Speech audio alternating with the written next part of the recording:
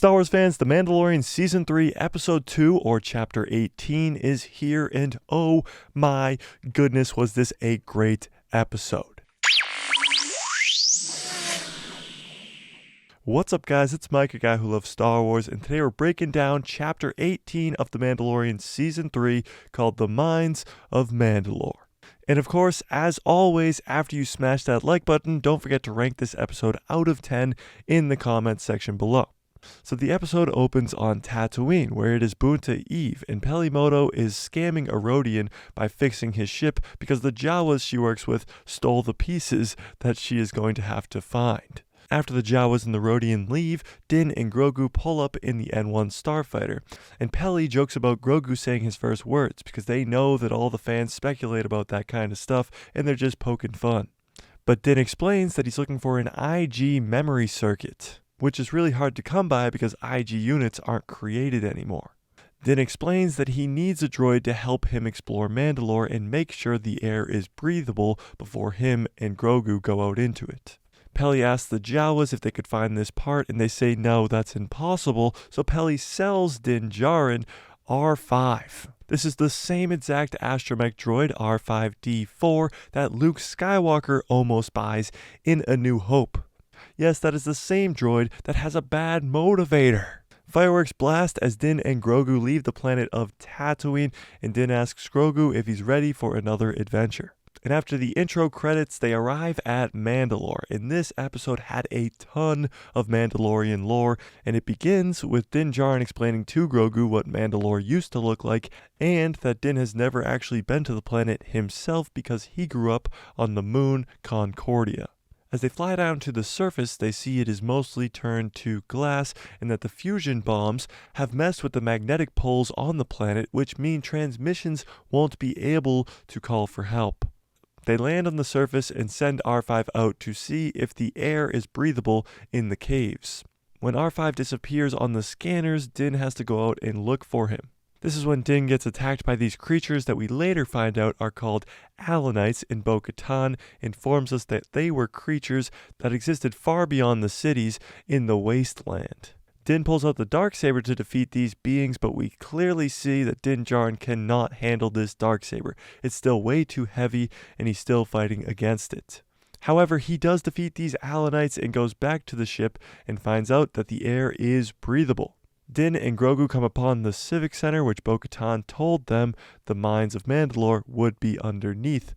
And while they are looking around, Din picks up a Mandalorian helmet, which actually ends up with him being captured by this gigantic robot alien spider-looking thing.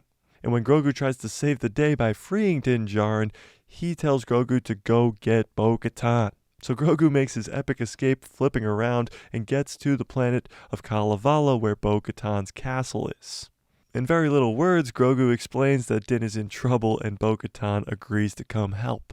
Bo and Grogu make their way to Mandalore, and Bo Katan is really the one who gives us all this information about the Mandalorian lore in this episode. She explains to Grogu as they come upon the Civic Center that her people used to thrive here and now they have all been destroyed. Bo also takes down some of the Alamites and turns to Grogu and says, "Did you think your father was the only Mandalorian?" Also, after she mentions that the Alamites existed in the wasteland all those years ago, she says if they survived, well then what else survived? They finally make their way down to where Din Djarin is being held by this giant robot alien spider thing, and now it is taking Din Djarin's blood. I don't know why, but it is taking Din Djarin's blood. Bo Katan saves the day by grabbing the Darksaber and wielding it like a badass. She wields it with ease. It is not heavy like we see when Din Djarin wields it. She has experience with the Darksaber. She takes down the spider alien robot and saves Din Djarin. She explains to Din that she once ruled this place, but now it is just a tomb. And when Bo says we should leave the planet, Din says, "No, I still gotta get to those living waters so I can become a Mandalorian again." Bo reluctantly agrees and takes Din to the living waters. Now on their walk down there, Bo Katan says some very, very interesting things.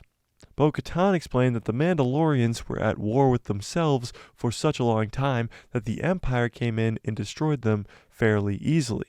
But the Empire was not only trying to destroy them, but trying to destroy their memory. And when Bo Katan says that, it goes to Grogu. And we know that somebody has wiped Grogu's memories as well. And this parallel is crazy because Grogu is now a Mandalorian and a Jedi. Bo Katan also says what pained her the most was seeing her people fight against each other. Now this episode does a really good job of making Bo Katan a fan favorite character, and now I believe a lot of people are going to hope that Bo Katan becomes the leader of the Mandalorian, after seeing Din Djarin not really want the role of leader, but also not being able to wield the Darksaber or even bring all the Mandalorian back together because he doesn't know anything about the Mandalorian lore. And Bo Katan not only has a claim to the throne, but also knows how to wield the Darksaber and knows all there is to know about Mandalore. But when they finally get to the mines of Mandalore, Bo Katan reads a plaque that tells them all about the mines, and how it is believed that Mandalore the Great, who was the first leader of the Mandalorians, tamed the Mythosaur in these mines because this was where the Mythosaur lived. And that is why you see this symbol whenever you see Boba Fett or other Mandalorians, because this is the symbol of the Mandalorian, the Mythosaur skull. Din goes into the waters, beginning this ceremony to give him back his Mandalorianness, when something pulls him under the water, and Bo Katan goes diving in after him. Finally finds him very, very deep at the bottom of the mines, and on their way back up, she sees a Mythosaur. Now, the Mythosaur have been long believed to be extinct for thousands of years, and this changes everything. And of course, they left us on a huge cliffhanger, that being the end of the episode, seeing the Mythosaur. If I were to rank this episode out of 10, I would give it a 9 out of 10. This episode was so good.